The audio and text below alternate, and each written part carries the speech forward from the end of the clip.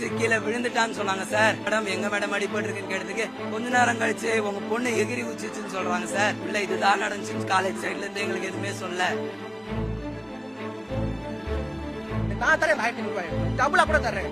அந்த உயிர் வருமா? இப்போ மேனேஜ்மெண்ட் சரியே இல்ல சார். உண்மையிலே எல்லாமே மூடி மறைக்கப்பாங்க. ஏன் டீச்சர்ஸ் வரல? வந்திருக்கலாமே, பாத்துருக்கலாமே. அவங்க எந்த தப்புமே இல்லைன்னா அவங்க வந்திருக்கலாமே. ஏன் போன் சுவிட்ச் ஆஃப்? 3 மணி நேரம் சும்மா சீக்கிரம் கொடுத்துட்டு ஜிஹெச் அனுப்பிச்சிருக்காங்க. கோவை தனியார் கல்லூரியில் பாராமெடிக்கல் துறையில் 1ஆம் ஆண்டு படிக்கும் மாணவி மருத்துவமனை மாடியில் இருந்து குதித்து உயிரிழந்த சம்பவம் அதிர்ச்சியை ஏற்படுத்தியுள்ளது.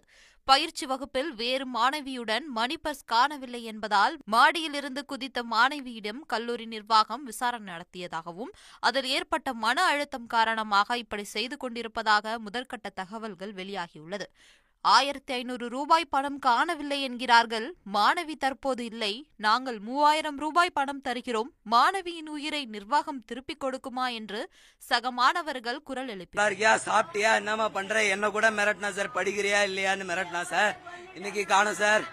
6 மணிக்கோ 6:30 மணிக்கோ சார் போன் போட்டு உன் பொண்ணு இந்த மாதிரி காசு எடுத்திருக்கா, நான் உங்ககிட்ட சொல்லணும்ல அப்படின்ட்டு சொன்னாங்க சார். கொஞ்ச நேரம் கழிச்சு கீழே விழுந்துட்டான்னு சொன்னாங்க சார்.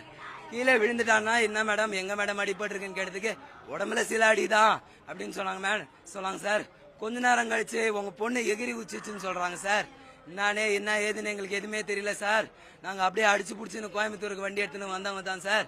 கோயம்புத்தூர்ல பாதி தூரத்துல இருக்கும்போதே உன் தங்கச்சி செத்துட்டான்னு சொல்றாங்க சார். கவர்மெண்ட் ஹாஸ்பிட்டல்ல இருந்து போன் வந்துச்சு சார், செத்துட்டான்னு சொல்றாங்க சார். நான் யார போய் கேட்பேன் சார்? எனக்கு உதவி பண்ண மாட்டீங்களா சார்? எனக்கு உதவி பண்ணுங்க சார். படிக்க வர பசங்களுக்கு இதுதான் நிலைமையா? இதுதான் நிலைமையா படிக்க வர பசங்களுக்கு? காலேஜ் சைட்ல இருந்து எதுவுமே சொல்ல சார் எங்களுக்கு. உள்ள இது நடந்துச்சுன்னு காலேஜ் சைட்ல இருந்து எங்களுக்கு எதுவுமே சொல்ல. உள்ள இதுதான் நடந்துச்சுன்னு சொல்லவே இல்லை சார் எங்க கிட்ட. நான் என்ன சார் பண்ணுவேன்?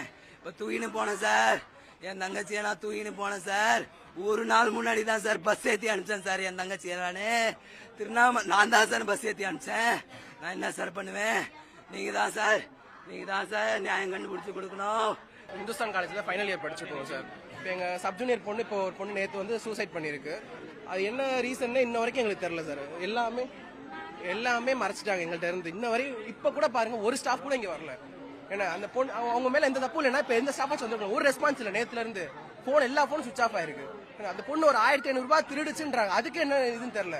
1500 ரூபாய் திருடுச்சுன்றீங்களே, அத்தனை ஸ்டாஃப் திட்டிருக்காங்க சார். அந்த பொண்ணு ஒரு 4 ஸ்டாஃப் மேல அந்த பொண்ணு அவ்வளவு என்ன திட்டினாங்கன்னு தெரியல. ஏன்னா அந்த பொண்ணு நீங்க எங்க ஹாஸ்பிட்டல் வந்து பாருங்க, 4ஆம் மணில இருந்து